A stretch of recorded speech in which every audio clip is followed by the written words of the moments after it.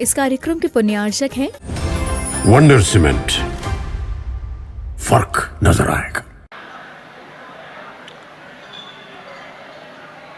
ओकारं बिंदु संयुक्तं नित्यं ध्यायन्ति योगिनः कामदं मोक्षदं चैव ओंकाराय नमो नमः। अविरल शब्द गणोग प्रक्षालित सकल भूतल कलंका मुनिवीरपार्षद तीर्था सरस्वती रत्नो दुरितम् अज्ञानतिमिरान्धानां ज्ञानाञ्जनशलाकया चक्षुरुन्मीलितं येन तस्मै श्रीगुरुवे नमः। परम गुरुभ्यो नमः। परम्पराचार्य गुरुभ्यो नमः। सकलकलशविध्वंसकं श्रेयसां परिवर्धकं धर्मसम्बन्धकं भव्यजीवमनप्रतिबोधकारकमिदं शास्त्रं श्री कार्तिकेयानुप्रेक्षा नामधेयम्। अस्य मूलग्रन्थकर्तार श्री सर्वज्ञदेवाः, तदुत्तरग्रन्थकर्तार श्री गणधरदेवाः, प्रतिगणधरदेवाः तेषां वचोनुसारमासाद्य श्रीमत् आचार्य प्रवर श्री कार्तिकेय देवै विरचितं। मंगलम भगवान वीरो मंगलम गौतमो वने मंगलम कुंदकुंदाद्यो जैन धर्मोस्तु मंगलम। सर्वमंगलमांगल्यम सर्वकल्याणकारकं प्रधानं सर्वधर्माणां जैनं जयतु शासनम्।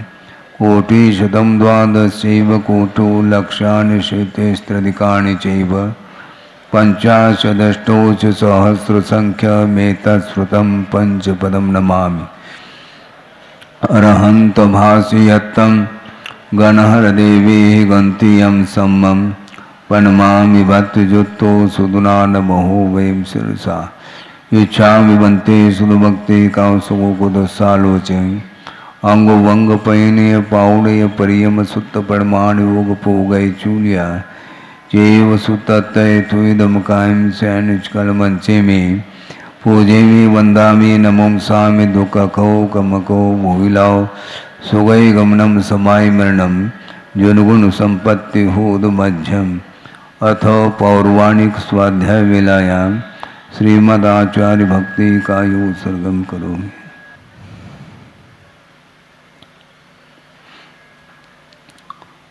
ऋतुजलधिपारगेभ्य स्वपरमत विभावना पटुमतेभ्य सुचरितपूर्णदेभ्यो नमो गुरुभ्यो गुणगुरुभ्य। छत्तीस गुण समग्रे पंचम्याचार करण संदर्शे शिष्यानुग्रह कुशले धम्मायिरिये सदा वंदे। गुरुभक्त संयमेन तरंत संसार सायरम घोरम चिन्हन्ति अट्टकं मम जन्मन मरणं न पावेन्ति। ये नित्यं व्रतमन्त्र ओम निरता ध्यानाग्निहोत्राकुला षट्कर्मा विरता तपोधनदना साधुक्रिया साधवा शीलप्रावरणा गुणप्रहरणा चन्द्रार्कतेजोदिकाः मोक्षद्वारकपाटपाटनवटाः प्रीणन्तु मां साधवः। गुरुवः पान्तुनो नित्यं ज्ञानदर्शननायकाः चारित्राणुगंभीरा मोक्ष मार्गोपदेशकाः। इच्छामि बन्ते आयुर्वत्ति कांसुकुदसालोचे सम्मनान समदंसन युक्तानं पंचम्याचाराणाम् आयुर्यानम् आयारादिसूनानुपदेशानं वज्रायानं तिरेन गुणपालयानं सौसानं सैनिचकलमञ्चे में पूजे में वंदामि नमंसामि दुःखको कमको मोहिलाओ सुगय गमनम समाय मरणम जिनुगुण संपत्ति होद मध्यम। तिहुवनुतुल्यं देवं वंदिता तिहुवनंद परिपूज्यं ओछम अनुपेहावो भवीय जनानंद जननी वो।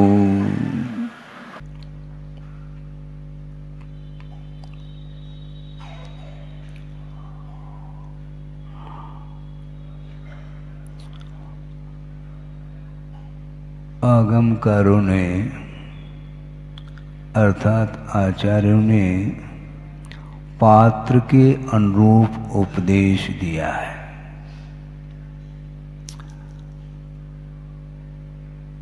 इसलिए दिया है कि पात्र की पहचान किए बिना हम उपदेश नहीं दे सकते। सार्वजनिक रूप से जो उपदेश होता है वह अलग विषय है। इसके उपरांत भी पात्रता का ख्याल इसलिए रखा जाता है क्योंकि योग्यता के अनुरूप ही उसका विकास होता है और उसमें विकास जो होता है वह क्रमिक विकास होता है। धीरे धीरे धीरे विकास होता है। विकास की योग्यता उसके अंदर रहते हुए भी योग्य उपादान की बड़ी आवश्यकता होती है। समझने के लिए आम्र वृक्ष है, उसमें आम लगे हैं, ठीक है। अब उस आम में पकने की योग्यता है क्या? नहीं। पकने की योग्यता तो है, लेकिन समय पर वह पकेगा। असमय में भी पक सकता है, किंतु असमय में पकने की योग्यता उसके अंदर होनी चाहिए। आम वृक्ष पर लगे हैं, किंतु वह इतने छोटे हैं, कितने? चने के बराबर है, मान लो ज्वार के बराबर है। आप सुन रहे हैं? ज्वार के बराबर अथवा चने के बराबर वो आम है। उसके अंदर पकने की योग्यता तो बिल्कुल है, लेकिन वह क्रमिक विकास होगा। असमय में पकने की क्षमता उसके अंदर है, लेकिन इतने भी असमय में नहीं पक सकता कि बिल्कुल चने के बराबर है और उसको तोड़ करके आप पाल में बंद करोगे तो पकेगा नहीं। उसके अंदर फिर सड़ने की योग्यता है। वो पकेगा कब? योग्योपादान योगेन, ऐसा कहा। योग्य उपादान के अनुरूप ही वह कार्य शुद्ध होता है। एक सामान्य योग्यता होती है और एक विशेष योग्यता होती है। विशेष योग्यता जो है ना, वह धीरे धीरे धीरे व्यक्त होती है, शुरुआत में नहीं। जैसे नर्सरी में बालक को भेजा गया है, उसके अंदर योग्यता है क्या? नहीं है महाराज। हो सकता है वह भविष्य में डॉक्टर बन जाए, जिलाधीश बन जाए। अरे जब बन जाए तब बन जाए, अभी तो नर्सरी के योग्य है। उसके अंदर सारी योग्यताएं होते हुए भी वह व्यक्त नहीं है। उसकी अभिव्यक्ति जो होगी वह क्रमशः होगी। एक साथ वह जिलाधीश बन जाओ, जिलाधीश का अर्थ क्या है ये मालूम है? वो नर्सरी में वो कुछ जानता बिल्कुल नहीं। ये कहा गया है उस बालक के लिए, बेटा जा करके बैठना सीखो। घर में बैठना नहीं सीख पाएगा वो, क्योंकि वहां पर वह वातावरण नहीं है जो स्कूल में वातावरण होता है। समूह में जा करके बैठना वह सीखेगा और उसमें जो कुछ भी विकास उसका हो रहा है वो बहुत सूक्ष्म विकास हो रहा है। और एक एक कक्षा जब वह पार करता चला जाता है तो उसकी योग्यता की अभिव्यक्ति कक्षा के अनुरूप निरंतर होती चली जाती है। और एक कक्षा में है और वह एक नहीं समूह है, और एक ही कक्षा में प्रवेश सबका हो चुका है, किंतु योग्यताएं भिन्न भिन्न होने के कारण किसी को अंक ज़्यादा मिल रहे हैं, किसी को कम मिल रहे हैं, किसी को और कम मिल रहे हैं, कोई फेल हो रहा है। ये इस प्रकार की परिणति क्यों हो रही है? सामने वाला ये कह सकता है, किंतु वह अपने दिमाग से कह रहा है। उसके तरफ से मैं कह रहा हूँ, वह ये कहना चाहता है कि महाराज योग्यता तो इसके भीतर है, लेकिन पढ़ाने वालों ने अच्छा नहीं पढ़ाया। गलत बात है। यदि टीचर ने अच्छा नहीं पढ़ाया होता तो उसी कक्षा में वह छात्र जो मेरिट में आ रहा है वह कैसा आ रहा है मुझे बताओ ना। निष्पक्ष होकर के शिक्षा दी गई है, किंतु योग्यता के अनुरूप ही ज्ञान का विकास होता है। ये कटु सत्य लग सकता है, किंतु यथार्थतः यही सत्य है, यही सत्य है। इसलिए आचार्यों ने पात्र के अनुरूप उपदेश देने का प्रयास किया। एक और प्रसंग आता है, सर्वासिद्धि में टीकाकार ने बहुत स्पष्ट किया है। वह ये है, प्रसंग बना रहा हूं, एक भाषा समिति है और एक सत्य धर्म है। इन दोनों में क्या अंतर है स्पष्ट किया है। भाषा समिति के अनुरूप उपदेश दिया जाता है, किंतु सत्य धर्म का आलम्बन प्रत्येक व्यक्ति के साथ ले करके चल नहीं सकते। जिसके अंदर समर्पण भाव है उसको समझाया जा सकता, ये सत्य है, क्योंकि उसका समर्पण है। किंतु जो सार्वजनिक रूप से जो व्यक्ति बैठे हैं वो भी मुमुक्षु हैं, किंतु गहराई के साथ इस विषय को पकड़ने की योग्यता उनके अंदर नहीं है। इसलिए लौकिकेषु और अलौकिकेषु ऐसा कहा है। वह सामने वाला व्यक्ति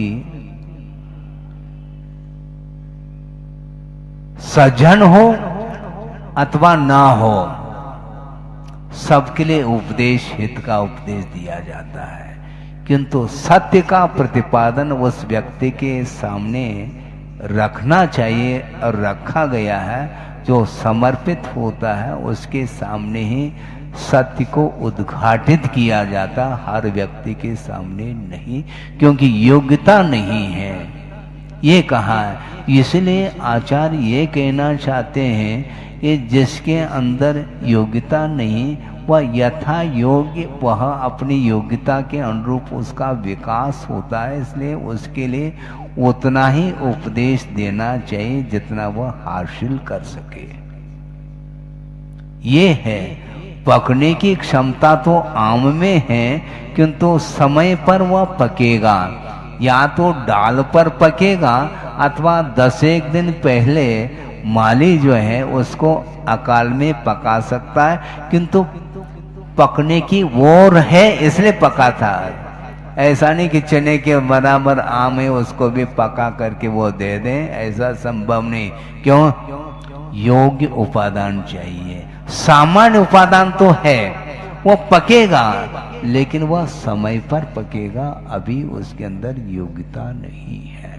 तो नर्सरी में जो पूछा है उसके अंदर भविष्य की अपेक्षा से शक्ति बहुत विद्यमान है, और डॉक्टर लाइन में भी जा सकता है, वो जिलाधीश भी बन सकता है, जज भी बन सकता है, सकता है, शक्ति इसी को बोलते हैं। सुप्रीम कोर्ट का वह चीफ जस्टिस बन सकता है, लेकिन बन सकता है। इसी प्रकार केवल ज्ञान प्राप्त करने की योग्यता, शक्ति प्रत्येक भव्य जीव में है, लेकिन जो निकट भव्य होगा वही उसको उद्घाटित कर सकता है। कल भी हमने बात कही थी कि महावीर भगवान को निर्वाण जो हुआ अभी अभी हुआ, अभी अभी हुआ मतलब आजकल में हुआ क्या? नहीं, किंतु ज्यादा दीर्घकाल नहीं हुआ है, 2.5 साल कुछ और 3,000 साल भी नहीं हुए हैं, 2,500 और कुछ वर्ष हुए हैं। उसके पहले उनके अंदर क्या क्षमता थी? शक्ति तो थी, अनंतकालीन वह शक्ति विद्यमान है, किंतु उसकी योग्यता धीरे धीरे उस शक्ति को उद्घाटित करने की भी योग्यता चाहिए।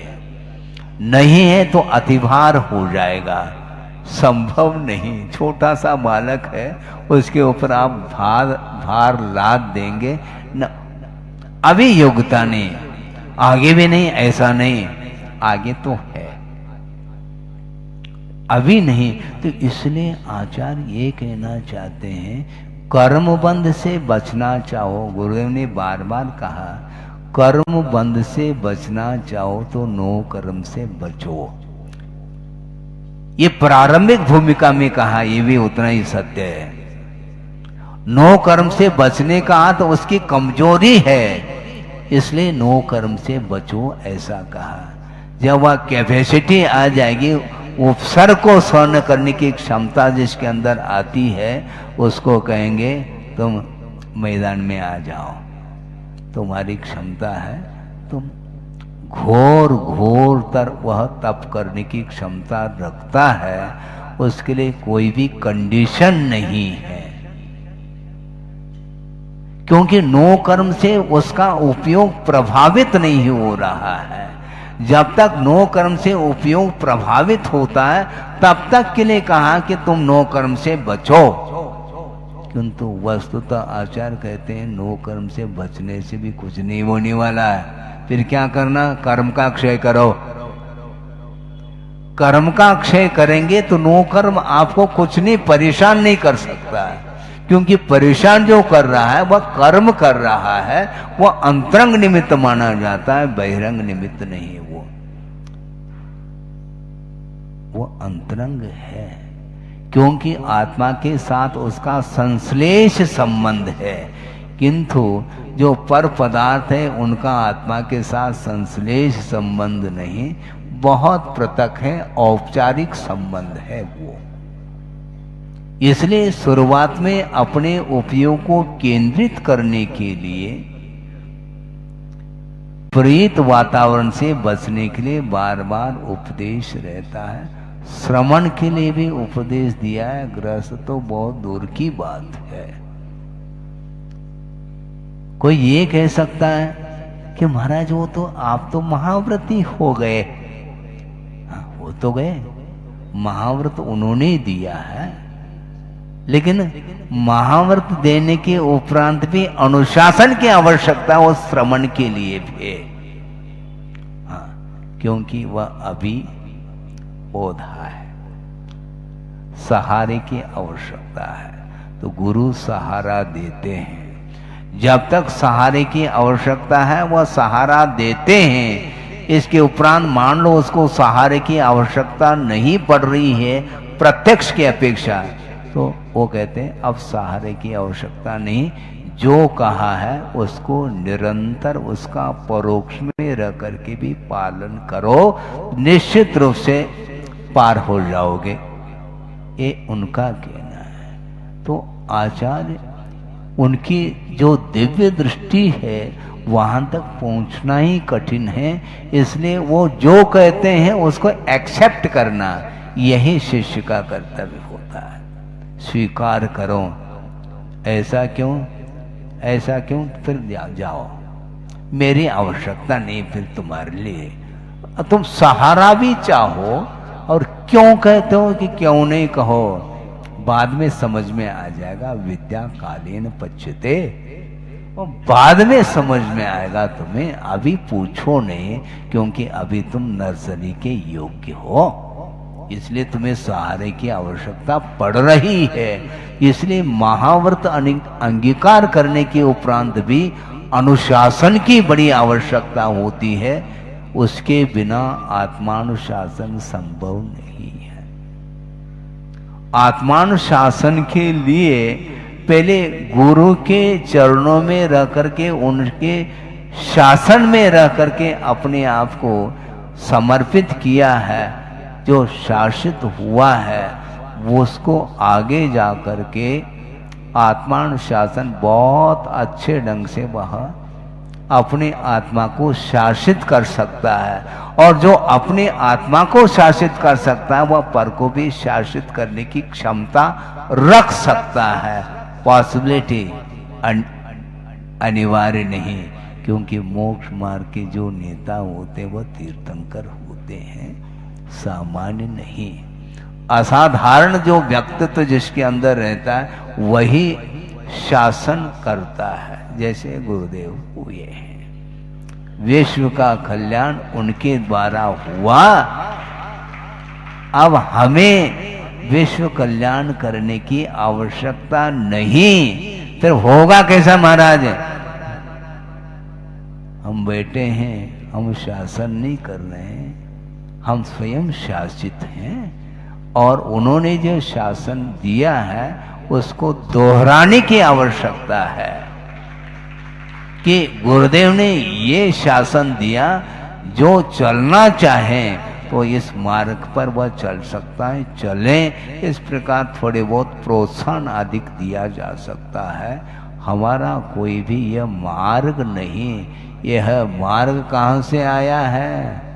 वीर हिमाचल से। आप लोग तो स्तुति तो पढ़ते हो, जिनवानी स्तुति, वहां से ये मार्ग आया है। और परंपरा से आता आता आता अब गुरुदेव को वो मिला और उनके अनुरूप हम चल रहे हैं। चले, इस प्रकार गुरु ने कहा। और आदेश भी उसको देते हैं जो चलने की इच्छुक होता है, उसको आदेश की भी बड़ी आवश्यकता नहीं पड़ती। फिर भी आदेश इसलिए देते हैं ताकि समर्पण भाव और उसका बढ़ता रहे, क्योंकि उल्लंघन न हो।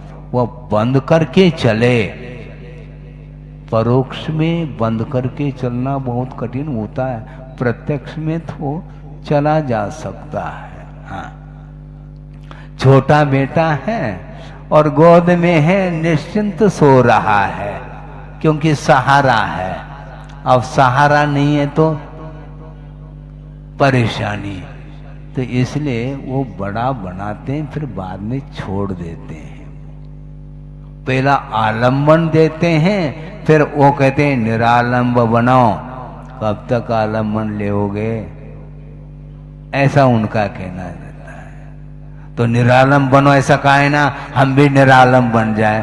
तुम्हारे योग्यता हो तो बनो, नहीं तो ओम शांति। योग्यता यदि नहीं है तो वह नहीं कर सकेगा, वह काबिल नहीं है उस कार्य के लिए। इसलिए शुरुआत में आचार्य जो प्राथमिक अवस्था में है, साधक है, साधना करते करते जब उसमें परिपक्वता आती है तो वह किसी भी वातावरण में रह सकता है। वह वातावरण उसके लिए प्रतिकूल नहीं रहेगा, क्योंकि जब उपसर्ग को सहन करने की क्षमता आ गई तो परिचय तो आसानी से वह उसके ऊपर विजय प्राप्त कर लेगा। किंतु छोटे मोटे जो परिचय है उसमें ही वह परेशानी का अनुभव कर रहा है, तो उसको कहेंगे इधर उधर नहीं जाओ, वन में अभी वन नहीं, अभी तुम्हारे लिए उपवन भी भारी पड़ेगा। उपवन अर्थात वन के पास जो रहता है वो उपवन है। अभी तुम चार दीवार के बीच में रहो और अच्छे ढंग से साधना करो, और साधना में परिपक्वता कब आती है तुम स्वयं महसूस करोगे। इसलिए पंचम काल में संघ की व्यवस्था की है, और चतुर्थाधिक काल में संघ की कोई व्यवस्था इसलिए नहीं है, दीर्घ सनन होने के कारण वह भयानक वन में रह करके भी वो घोर घोर परिचय उपसर्ग को सहन करता रहता है, और अंत में जाकर के केवल ज्ञान आदि को भी प्राप्त करने की क्षमता रखता है। इसलिए उसके लिए कोई भी ज्यादा संभालने की आवश्यकता नहीं। किंतु पंचम काल में, ये पंचम काल है, बहुत धीरे धीरे संभालते हुए अपने को चलना है। और कोई चलना चाहता है उसके लिए भी गुरुओं ने जो मार्ग दिए हैं तो उसके बारे में ही कुछ दोहरा करके बता करके वह आगे बढ़ता है। तो अर्थ ये है कि कर्म का बंध जो होता है वह बिना नो कर्म के निमित्त के बंध ही नहीं सकता है, ये सिद्धांत है। और वह नो कर्म स्मृति के रूप में भी सामने आ सकता और उसके माध्यम से कर्म का बंध होगा। अपने परिणाम के द्वारा कर्म का बंध होता है और वह कर्म अपने लिए फल देता, दूसरे के लिए नहीं। और मान लो किसी दूसरे के निमित्त से मान लो हमें दुख का अनुभव हो रहा है, तो आचार्य कहते हैं वह बिल्कुल नॉमिनल है, निमित्त है, तुम्हारा कर्म का उदय है। निजार्जितम कर्म विहाय देहिनो, ऐसा कहा। अपने द्वारा जो अर्जित कर्म है उसको छोड़ करके हमारे लिए कोई भी दूसरा व्यक्ति दुखी नहीं बना सकता। ये सिद्धांत, ये कर्म सिद्धांत है। और कर्म सिद्धांत के ऊपर जो अटूट श्रद्धान रखता है उसका साहस और बढ़ता चला जाएगा, क्योंकि ये सारा कर्म का सिद्धांत चल रहा है। अतीत में न जाने कितने भवों में कर्मों का हमने अर्जन किया है, कर्म का वह भिन्न भिन्न भवों में वह उदय आ सकता है, एक साथ उदय में नहीं आता। एक साथ सारे आम नहीं पकते हैं। उसी प्रकार कर्म का बंद होने के ऊपर वह सारा एक साथ उदय में नहीं आता, एक निश्चय करता पुंज ही उदय में आता चला जाता। उतना ही हम संभाल नहीं पा रहे हैं, उस कर्म के उदय को झेल नहीं पा रहे हैं, तो एक साथ कैसे उदय होगा? नहीं। आज मान लो किसी ने किसी भी निमित्त को लेकर के संक्लेश परिणाम के द्वारा जो कर्म का अर्जन किया है, किसी भी प्रकृति को लेकर के, उसका जो फल है वह उसी भव में मिले अनिवार्य नहीं, एकाध भव में मिले अनिवार्य नहीं, वह भवांतर तक वह फलता चला जाता है। अब 70 कोड़ा कोड़ी तक फल दे रहा है। बताओ आप, कोड़ा कोड़ी किसको होते किसी को ज्ञात ही नहीं है। 1 करोड़ को 1 करोड़ से गुना करने से जो गुणनफल आता है, जो राशि आती है, उसका नाम 1 कोड़ा कोड़ी। और ऐसे 70 कोड़ा कोड़ी, किंतु वर्ष नहीं, सागर है, जबलपुर नहीं, सागर जुड़ा है उसके साथ। 70 कोड़ा कोड़ी सागर की स्थिति को लेकर के वह एक समय में बंद कर रहा है और अनंतर समय में उसी प्रकार बंद करता चला जाएगा। तो उसकी परंपरा, उसकी धारा क्या कहेंगे उसके लिए? वह केवल ज्ञान का ही विषय बनता है। हम और आप उस काल को नाप नहीं पाएंगे, उस स्थिति को नाप ही नहीं पाएंगे। तो ऐसी स्थिति में अपने ही परिणाम के द्वारा बंद होता है और कर लेता है अज्ञान दशा में, और उसका जब उदय आता है तो अनेक प्रकार का वह दुख का अनुभव, संवेदन उसको सहन करना पड़ता है। परिचय सहन करो, ऐसा कहा। क्यों? क्योंकि कर्म के उदय में ही ये परेशानी डालेंगे। हाँ, क्षुधा परिचय और असाता वेदनी का उदय है, लेकिन इसके साथ साथ ध्यान रखो मोहनी कर्म का भी उदय है। तो मोहनी कर्म के सपोर्ट को लेकर के असाता वेदनी अपना कार्य करता है, जिसके उदय में क्षुधा उत्पन्न होती है। अब उसकी वेदना को सहन करना है। जो असह्य में होता है वह सहन नहीं कर पाता, और दिन में कितने बार लेता है उसको भी ज्ञात नहीं। हाँ, प्यास लगाई, पी लिया, भूख लगाई, भोजन कर लिया, फिर घंटा भर बाद पुनः वापिस मान लो कोई वेदना हो रही, क्षुधा तृषा, तो उसकी वह पूर्ति करता ही रहता है, वह सहन नहीं कर सकता।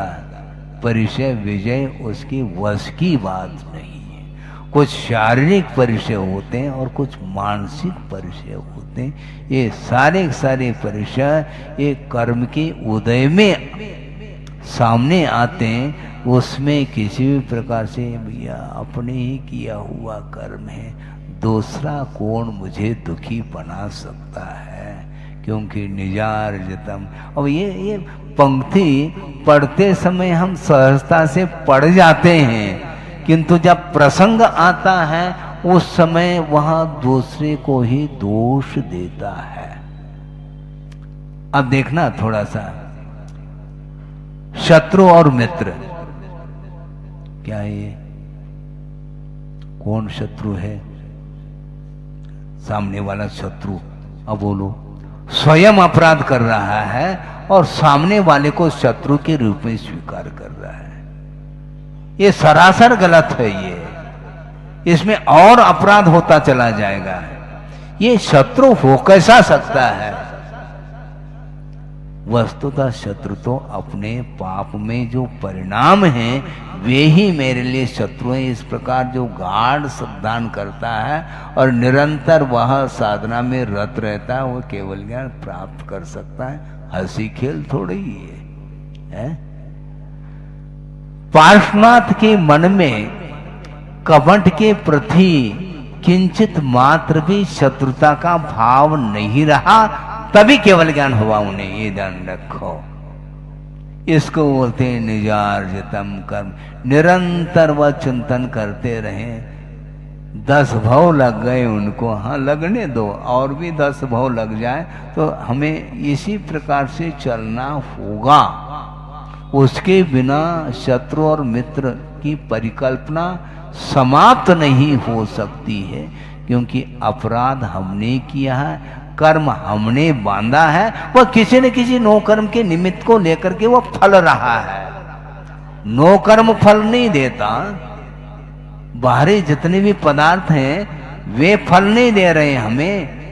हमारा जो अर्जित कर्म है उसके उदय में, उसके निमित्त को लेकर के कर्म उदीरित होगा और वह फल दे करके चला जाता है। इसलिए कर्म का क्षय होने के उपरांत ये जितने भी पदार्थ हैं उनको कभी भी गाफिल नहीं कर सकते, न वह गाफिल होंगे। क्यों? मोह का पूर्णता अभाव हुआ है। इसलिए कर्म क्षय के लिए उद्यम करना है। हाँ।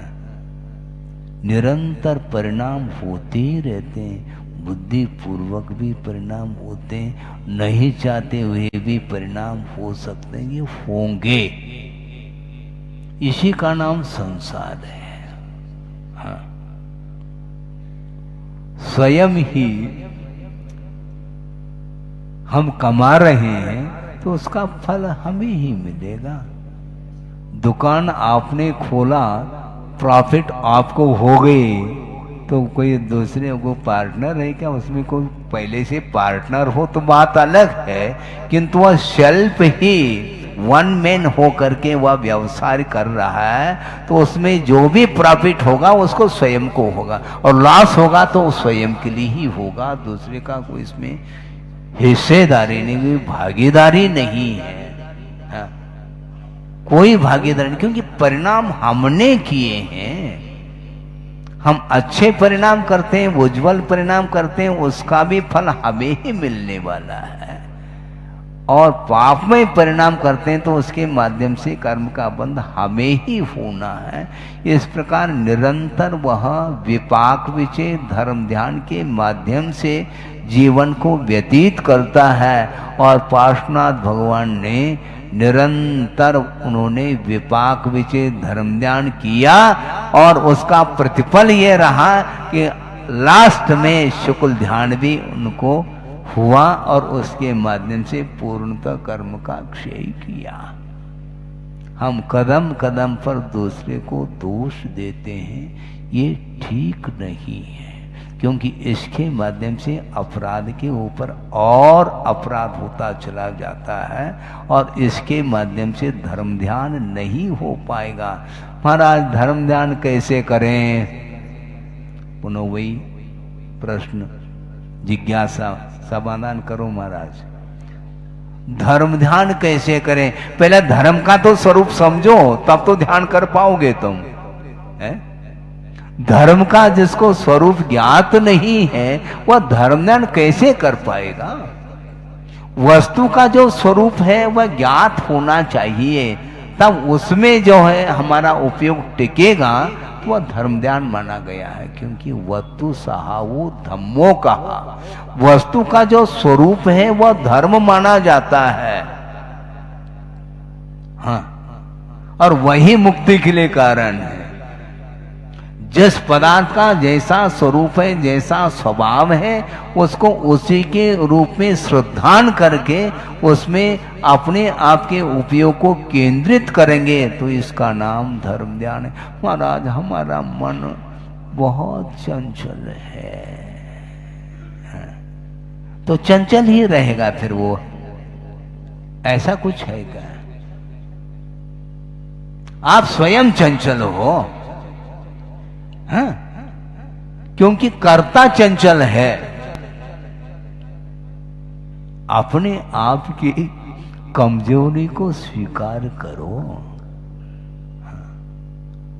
आपका मन चंचल है, मन चंचल नहीं है, ध्यान रखो। आप स्वयं चंचल हो क्योंकि मन के अधीन हो तुमने मन को अपने अधीन नहीं बनाया और कह रहे मन चंचल है। गलत बात है। दूसरे के ऊपर आरोप क्यों? दूसरे के ऊपर आरोप क्यों? स्वतंत्र कर्ता कहा है, सुन रहे हैं आप लोग भी? हैं? स्वतंत्र कर्ता कहा है। कर्ता स्वतंत्र होता है, करण स्वतंत्र नहीं होता है। आत्मा को दोष दो क्योंकि आत्मा ने ही इस प्रकार का कृत्य किया। करने वाला कौन होता है? करण। यह करोति स कर्ता, जो करता है उसको कर्ता के स्वरूप में स्वीकार किया है। वह किसी के माध्यम से किया यह अलग वस्तु, किंतु माध्यम को कर्ता नहीं कहा। आपने कार्य किया, उस कार्य का कर्ता आप हैं, किसी साधन के माध्यम से कार्य किया है। लकड़ी को काट रहा है, आप सुन रहे हैं? सुनो, 10-1 मिनट और है, 15 मिनट। लकड़ी को कोई व्यक्ति काट रहा है। काटने वाला कौन? व्यक्ति। किसके द्वारा काट रहा है? कुल्हाड़ी के द्वारा। कुल्हाड़ी ने काटा है क्या? नहीं। कितने भी वहां धारदार हो, बहुत कुल्हाड़ी बहुत पहनी है, लेकिन बिना कर्ता के वह काट संभव नहीं। साधन के द्वारा कार्य हो रहा है, लेकिन कार्य करने वाले के ऊपर निर्धारित है। इसको बोलते हैं कर्ता। स्वयं ही पाप रूप परिणाम का कर्ता वह स्वयं है और निश्चित रूप से कर्म का बंधु होगा। करता है तो कर्म आएगा। ऑब्जेक्ट जिसको बोलते हैं, सब्जेक्ट को कर्ता के रूप में स्वीकार करते हैं और जिसको किया जा रहा है वह करण माना जाता। यत् क्रियते तत्कर्म। सूत्र आने वाला आगे अभी नहीं आया आप लोगों को। यह करोति स कर्ता यत् क्रियते तत्कर्म। जो किया जाता उसका नाम कर्म, और येन क्रियते तत्कर्णम, जिसके द्वारा किया जाता उसका नाम कर्ण अर्थात साधन है। इसीलिए कर्ता को दोष दो।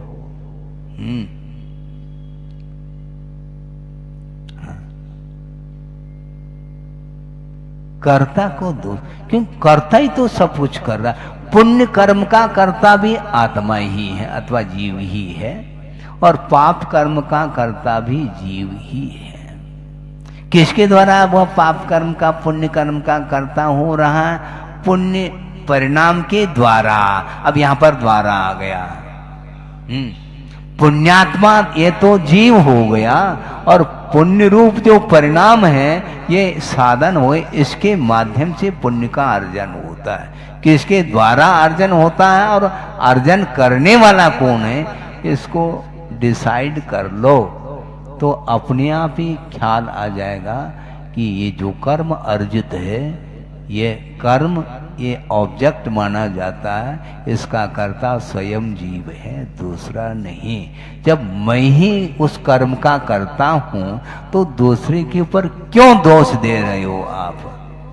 स्वयं अपराधी हो, दूसरे के लिए अपराधी ठहराना ठीक नहीं है। लेकिन होता ऐसा ही है। ऐसा कौन सा कर्म का उदय आ गया महाराज? तो आपको ज्ञात होगा ना, क्योंकि अर्जन आपने किया और मुझे पूछ रहे हो और भगवान को पूछ रहे हैं आप। भगवान क्या करेंगे? हैं? आप उलझ रहे हो और वो सुलझा दे तुम्हें, गलत बात है। तुम सुलझना चाहते हो, उनके चरणों में जाओ, लेकिन सुलझा करके वो नहीं देंगे, आपको सुलझना है। वो एक माध्यम है, वो एक साधन है, एक निमित्त है, एक बहिरंग निमित्त के रूप में उपस्थित है। तुम यदि मान लो सुधरना चाहो तो उनका सहारा लेओ।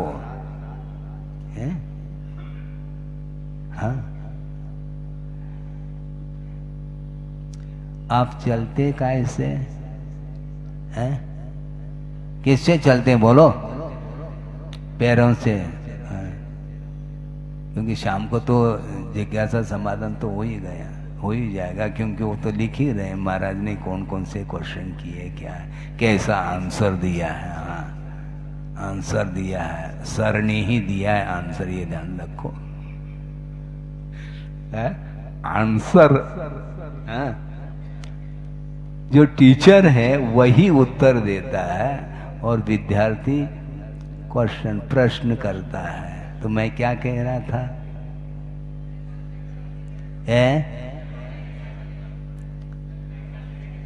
हाँ, किससे चलते हैं? पैरों से चलते हैं, ठीक है। और मान लो अब एक पैर नहीं है तो वैसा किया, कैसा किया? वैसा किया। वो वैसा किया कि साथ ही चलता है वो। लेकिन ये ध्यान रखो, दूसरा पैर है इसलिए वह वैसा किया, काम में आ सकता। हाँ, सहयोग है वो, वैसा किया, वो सहयोग है। योग तो एक पैर का है, इसलिए योग और सहयोग में बड़ा अंतर है। इसलिए देव गुरु शास्त्र आपके लिए सहयोग दे सकते हैं, किंतु योग आपके साथ रहेगा। हाँ। और योग साधना करने वाले ही योगी माने जाते हैं। और किसके सहारे से वो योग साधना कर रहे हैं? देव गुरु शास्त्र के आलम्बन को लेकर के वह स्वयं साधना कर रहे हैं। वो योगी नहीं, वो तो भगवान है।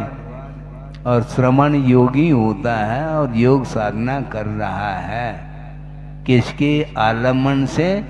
देव गुरु शास्त्र के आलम्बन से।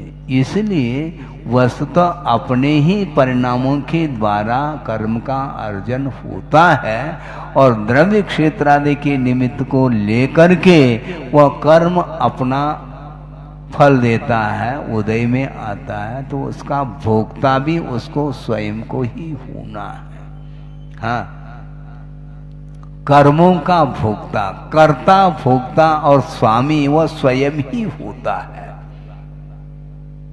नरकाय का बंद किसी ने किया और किसी को नरक जाना पड़ा, ऐसा होता है क्या? ये कहीं आया हो आगम में, कहीं पाठ वेद मिलता हो? नहीं। आप देवाय का बंद कर लो तो दूसरे को देवगति मिल रही, ऐसा वो थोड़ी होता है। कोई श्रम करे और कोई पाए, ऐसा थोड़ी होता, ऐसा संभव नहीं। इसलिए आप भगवान की आराधना करो तो आपको मुक्ति मिलेगी, दूसरे को नहीं। भले ही आपके पास रह रहा है, यदि आराधना नहीं कर रहा तो उसको मुक्ति नहीं मिलेगी। महाराज, ये एक ही थाली में हम भोजन करते हैं, ये भोजन नहीं करना, ध्यान रखो, ये मोक्ष मार्ग है। हाँ, भोजन तो मिलकर के कर सकते हो आप, बड़े स्नेह के साथ। हाँ, एक दूसरे के मुख में भी आप ग्रास दे सकते हैं। हाँ, इतना जो है, इतनी आत्मीयता आ चुकी है। लेकिन आचार्य कहते हैं ये मोक्ष मार्ग है, ये अकेला ही चलता है। गुरुदेव ने ये कहा था, किसी ने प्रश्न किया कि महाराज मोक्ष मार्ग पर कैसे चलें? बहुत अच्छी बात है, लेकिन अकेले चलना है। महाराज हम नहीं चल पाएंगे, हम बैठ जाओ, फिर बैठ जाओ। चलना है तुम, और उसमें भी मोक्ष मार्ग। मोक्ष मार्ग समूह का नाम नहीं।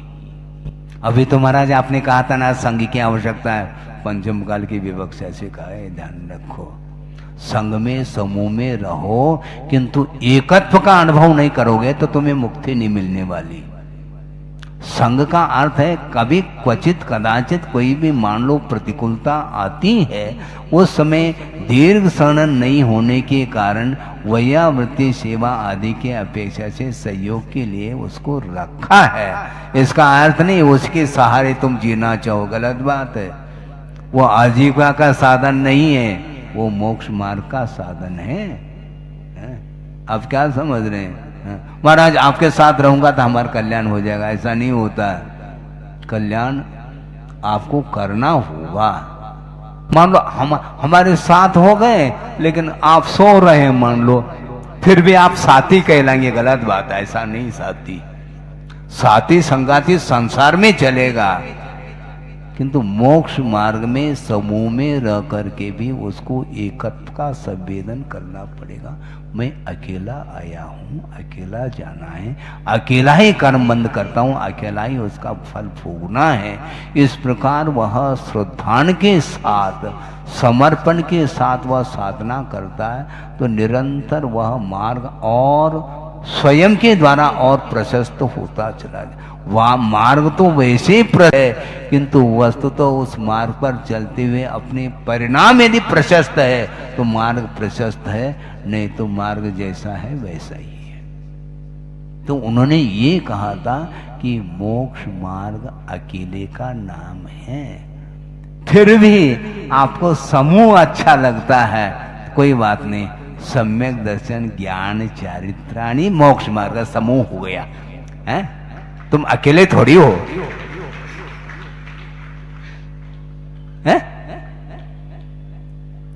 समूह में मन लगता है तो तीन हैं, रत्नत्रय।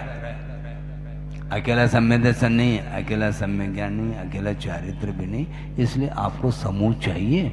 मार्ग पर अकेले चलने में महाराज डर लगता है, कोई बात नहीं, तीनों के साथ चलो। हाँ,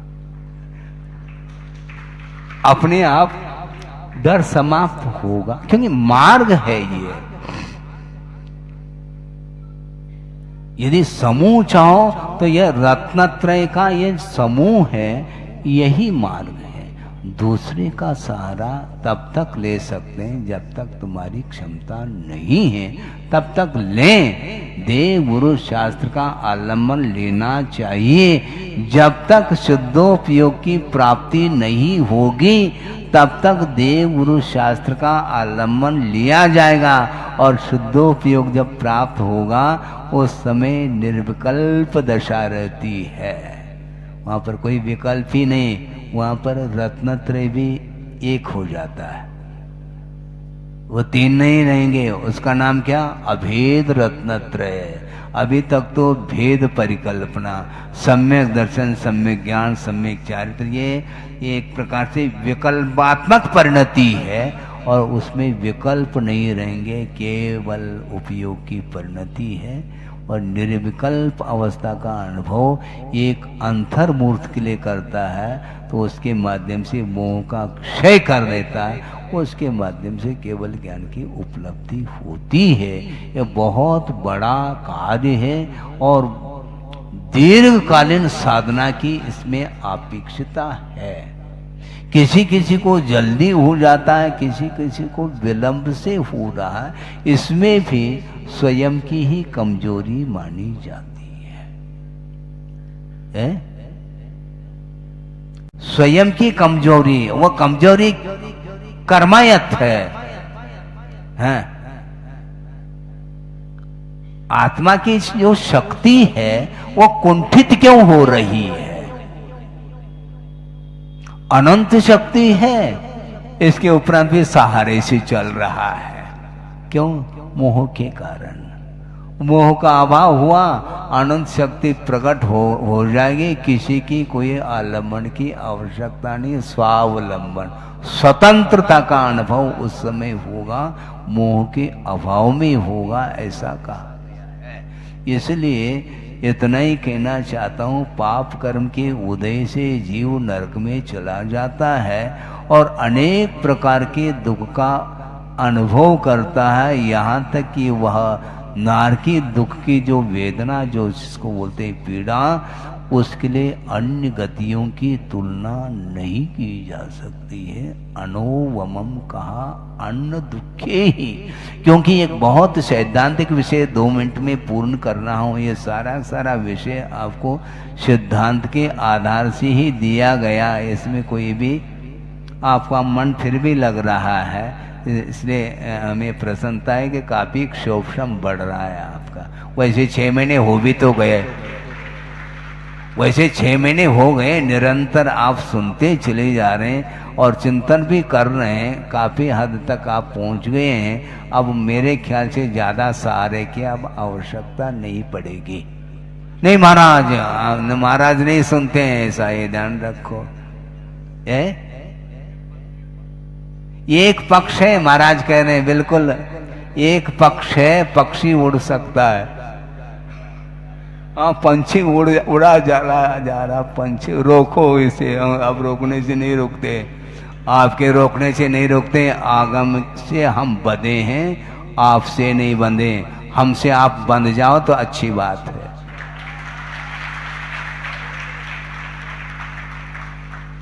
बिल्कुल ठीक है, इसमें क्या दिक्कत है? क्योंकि कल्याण उसी में होने वाला है आपका।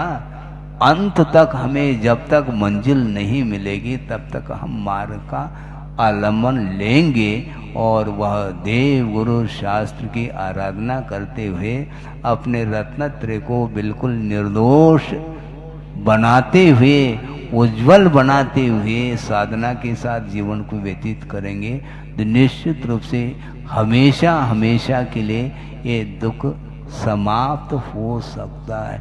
ये मैं ये कह रहा था सिद्धांत की बात 2 मिनट में कि मनुष्य गति, तिर्यंच गति और देव गति में वह सम्यक की उत्पत्ति में कारण नहीं है जो नरक में है। कौन सा? वेदनानुभव। वेदना के कारण सम्यक की उत्पत्ति होती है। कहां पर? नरक गति में। क्यों?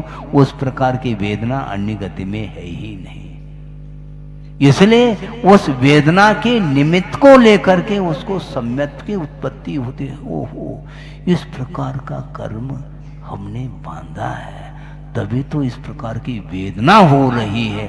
इस प्रकार पश्चाताप का भाव उसके अंदर आ जाता है, उस वेदना, असह्य वेदना के निमित्त को लेकर के, और सम्यक की उत्पत्ति होती है। और यहाँ पर वेदना ही नहीं है, थोड़ी बहुत वेदना होती है, उस समय भगवान को याद करते हैं, बाकी समय में भगवान को भूल जाते हैं। इसलिए सम्यक तो कभी भी मिट सकता है।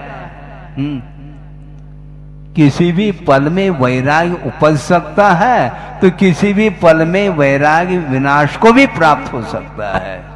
क्योंकि सम्यक दर्शन ही नहीं रहेगा तो फिर वो रत्नत्रय कहाँ रहेंगे, वह व्रत इत्यादि कहाँ रह सकेंगे? संभव नहीं है। इसलिए आस्था को बहुत मुख्यता दी है। वह दुर्लभतम वस्तु है, उसको सुरक्षित रखने का पुरुषार्थ करो। यदि नहीं है तो प्राप्त करने का पुरुषार्थ करना चाहिए। यह इस प्रसंग का आशय है। बोधि समाधि परिणाम शुद्धि स्वात्मोपलब्धि शिव शोक शुद्धि चिंता मणिम चिंतित वस्तुदाने त्वामंद मानस्य ममास्तु देवी। परम पूज्य आचार्य गुरुवर श्री विद्यासागर मुनि महाराज की। इस कार्यक्रम के पुण्यार्चक थे वंडर सीमेंट। फर्क नजर आएगा।